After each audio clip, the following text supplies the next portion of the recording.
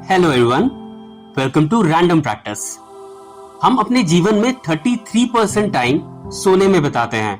ये एक natural process है जिसमें हमारी बॉडी और माइंड दोनों को रेस्ट मिलता है और आप अगले दिन के काम के लिए पूरी तरह से प्रिपेयर्ड होते हैं। पर अगर आपको किसी रात पूरी नींद नहीं मिल पाती है जितनी आपको चाहिए, तो अगले दिन आपकी बॉडी और आपका दिमाग दोनों ही चिल्ला चिल्ला कर आपको बताएंगे कि आप पूरी तरह से नहीं सोए हैं। एक एडल्ट के लिए 24 घंटे में से 7 घंटे की नींद उतनी ही इंपॉर्टेंट है जितना कि खाना खाना या पानी पीना। अगर वीडियो पसंद आए तो चैनल को लाइक और सब्सक्राइब जरूर करें और बेल आइकॉन को दबाना ना भूलें। चलिए आप और मैं दोनों एक्सप्लोर करते हैं इस अमेजिंग पावर को, the power of sleeping. Point number 1, lower weight gain risk. अगर आप उतनी नींद नहीं लेते हैं जितनी आपकी बॉडी को जरूरत है, तो आप बहुत ज्यादा क्रेव करना शुरू करेंगे कैलोरीज के लिए। आपकी एपेटाइट बहुत ज्यादा बढ़ जाएगी और कैलोरीज को क्रेव करने की वजह से आप खाएंगे ज्यादा शुगरी और ज्यादा फैटी फूड, जिससे आपकी बॉडी को सेटिस्फैक्शन मिलेगा। वेराज अगर आप पूरी रात ढंग से सोते हैं तो आपको ये क्रेविंग्स नहीं होगी।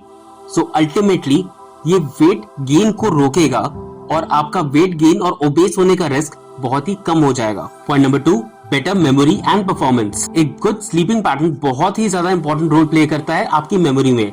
अगर आप ठीक से नहीं सोते हैं, आपके ब्रेन को रेस्ट नहीं मिलता है, वो पूरी तरह से फोकस नहीं कर पाता है, नई इंफॉर्मेशन ग्रैब नहीं कर पाता है और ना ही उसे रिटेन कर पाता है ताकि वो बाद में उसे रिप्रोड्यूस कर सके। इसके साथ साथ आपका जनरल बिहेवियर जैसे कि decision making, risk taking behaviour और जजमेंट को भी ये चीज बहुत ज्यादा इफेक्ट करती है। आप पूरी तरह से फोकस तभी कर पाएंगे अगर आप पूरी रात ठीक से सो चुके हैं।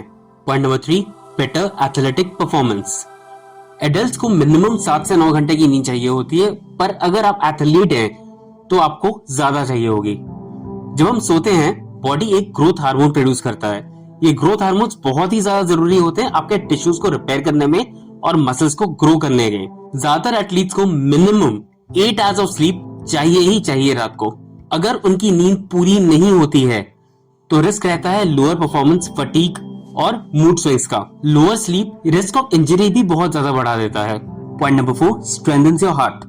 हार्ट डिजीज के लिए सबसे बड़ा जो रिस्क फैक्टर होता है वो होता है हाई ब्लड प्रेशर। जब आप सोते हैं तब आपके कार्डियोवैस्कुलर सिस्टम को आराम करने का मौका मिलता है, यानी कि आपके हार्ट बीट को थोड़ा सा स्लो डाउन होने का मौका मिलता है, जिससे आपका ब्लड प्रेशर कम होता है। अगर आप सफिशिएंट सोते नहीं है बहुत ही लंबे पीरियड के लिए, तो बहुत ज्यादा रिस्क बढ़ जाता है आपका हार्ट अटैक, हार्ट फेलियर और दूसरे हार्ट डिजीजेस होने का। Point number 5, preventing depression. अगर आप बहुत कम सोते हैं, आपके दिमाग को बहुत ज्यादा प्रॉब्लम होती है आपके इमोशंस को रेगुलेट करने में। जब आप ठीक से सोते हैं, आपका ब्रेन एक बहुत ही इंपॉर्टेंट काम कर रहा होता है आपके लिए, that is processing your emotions the right way. जब आप सोते हैं तब वो रीऑर्गेनाइज करता है सारे इमोशंस को और उसे सही डायरेक्शन में लेके जाता है।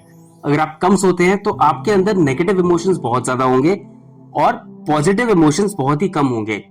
अगर आप बहुत लंबे समय से इंसोमिया के शिकार हैं तो आपके 5 गुना ज्यादा चांसेस हैं कि आप एंजाइटी और डिप्रेशन जैसी बीमारियों के शिकार हो जाएंगे। Point number 6, stronger immune system. जब आप सोते हैं, पूरे दिन की भागदौड़ के बाद आपकी बॉडी रिपेयर करती है, रीजनरेट करती है और रिकवर करती है। आपके टिश्यूज और सेल्स भी रिकवर और रीजनरेट होते हैं और जब आप सोकर सुबह उठते हैं बिल्कुल ही फ्रेश फील करते हैं। इसी तरह से आपका इम्यून सिस्टम भी काम करता है।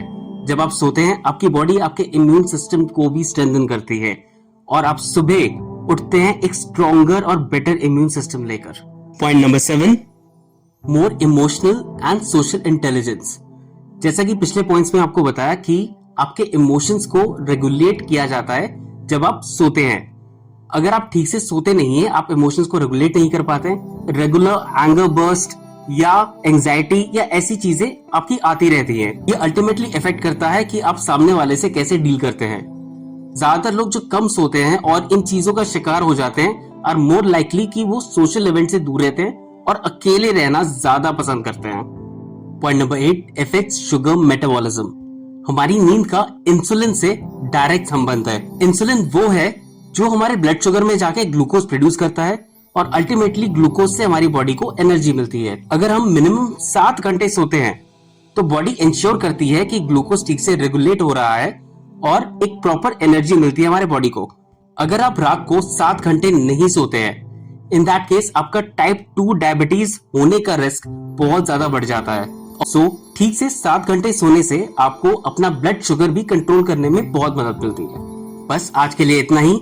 उम्मीद है आप ये वीडियो देखने के बाद अपनी नींद पर ज्यादा ध्यान देंगे और ठीक से सोने की कोशिश करेंगे, मिनिमम 7 आवर्स।